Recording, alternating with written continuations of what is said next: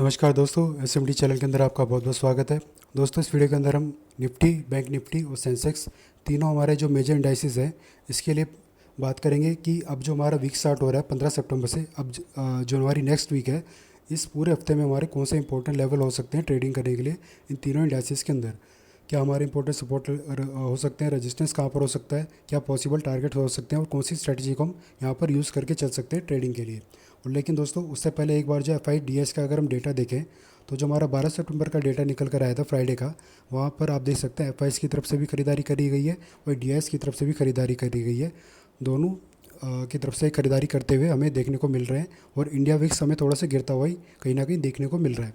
वैसे में दोस्तों, एक नज़र इसके हम ऑप्शन चेन के डेटा पर अगर आप डालें तो आप देख सकते हैं निफ्टी हो, सेंसेक्स हो या बैंक निफ्टी हो, तीनों इंडाइसिस के अंदर हमें एक ही चीज़ दिखाई दे रही है। जो पुट साइड का डेटा है, जैसे कि आप देख पा रहे हैं निफ्टी का जो डेटा है पुट साइड का, और इस सेंसेक्स का पुट साइड का डेटा, और ये बैंक निफ्टी का जो पुट साइड का डेटा, तीनों इंडाइसिस के पुट साइड के डेटा पर हमें शॉर्ट बिल्डअप बनता हुआ देखने को मिल रहा है ऑपरेटर्स के द्वारा।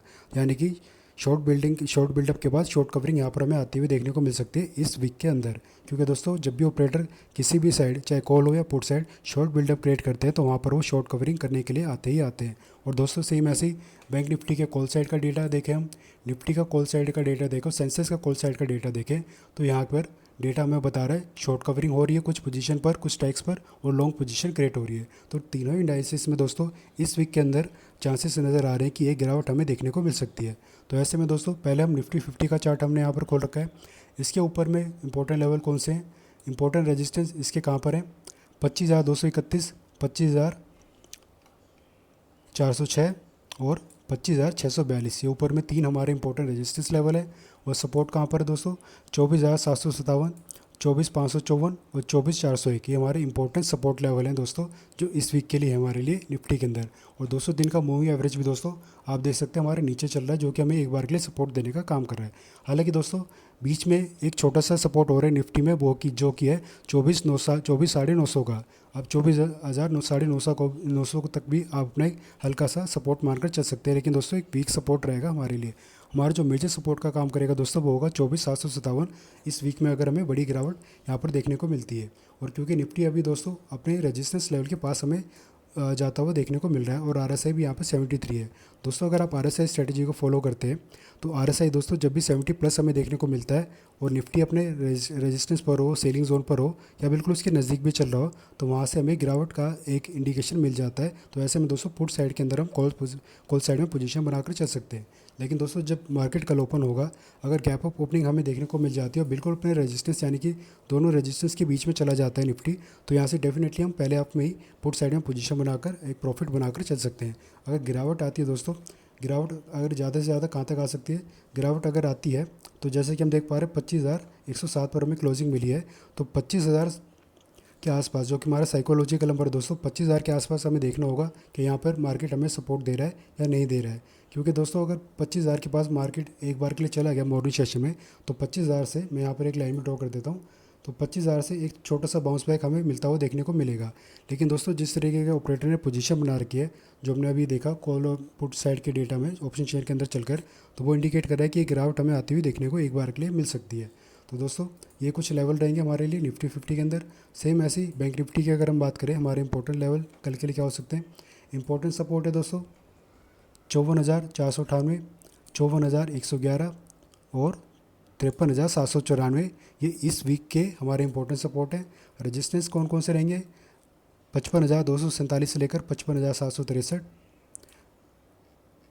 ये दो हमारे इंपॉर्टेंट सपोर्ट और रेजिस्टेंस रहेंगे दोस्तों इस वीक के लिए। वे याद रहे दोस्तों, फिर से आपको बता दूं, हमारे जो करंट वीक स्टार्ट हो रहा है, अब जो कल से 15 सितंबर से, ये उस वीक के लिए हैं दोस्तों। ये लेवल्स इसी वीक में ये सपोर्ट और रेजिस्टेंस आपके लिए काम आएंगे। अभी दोस्तों 200 दिन का मूविंग एवरेज भी हमें छोटा सा रेजिस्टेंस दे रहा है बैंक निफ्टी पर, जैसे कि आप देख पा रहे हैं हमारी जो फाइनल क्लोजिंग है 54,784 पर है, और 200 दिन का मूविंग एवरेज हमें हल्का सा सब रेजिस्टेंस दे रहा है। अगर बैंक निफ्टी कल ऊपर की तरफ जाता हुआ हमें देखने को मिलेगा, और RSI आप जैसे कि देख पा रहे हैं 66 के करीब है, 70 के आसपास चला जाता है RSI, तो हम डेफिनेटली पुट साइड में जाएंगे अपनी कॉल पोजीशन को बनाने के लिए। तो ऐसे में अगर गिरावट के साथ ओपनिंग होती है तो ये सपोर्ट ले सकता है हमारे 54,498 पर। तो यहाँ पर जब भी हमें देखने को मिल जाएगा RSI दोस्तों अगर हमारा 2535 के पास होगा तभी हम इसमें बाइंग साइड में पोजीशन बनाएंगे, अदरवाइज़ हम इसको अवॉइड करेंगे। और हो सकता है दोस्तों हल्का सा जो है हमें 1 आवर चार्ट में यहाँ पर गैप दिखाई दे रहा है, इस गैप का करेक्शन करने के लिए सेलर्स को यहाँ तक लेकर आ सकते हैं। अगर इस गैप के पास बैंक निफ्टी कल में देखने को मिलता है और RSI 25 और 35 के बीच में होता है तब हम कॉल साइड में अपनी पोजीशन बनाकर चल सकते हैं। और टारगेट चाहे तो दोस्तों आप अपने हिसाब से डिसाइड करके चल सकते हैं। अब लास्ट दोस्तों सेंसेक्स के बारे में बात कर लेते हैं। सेंसेक्स के हमारे इंपॉर्टेंट सपोर्ट है इस वीक के लिए 51,390, 80,795 और 80,425। ये इंपॉर्टेंट 3 सपोर्ट है हमारे लिए।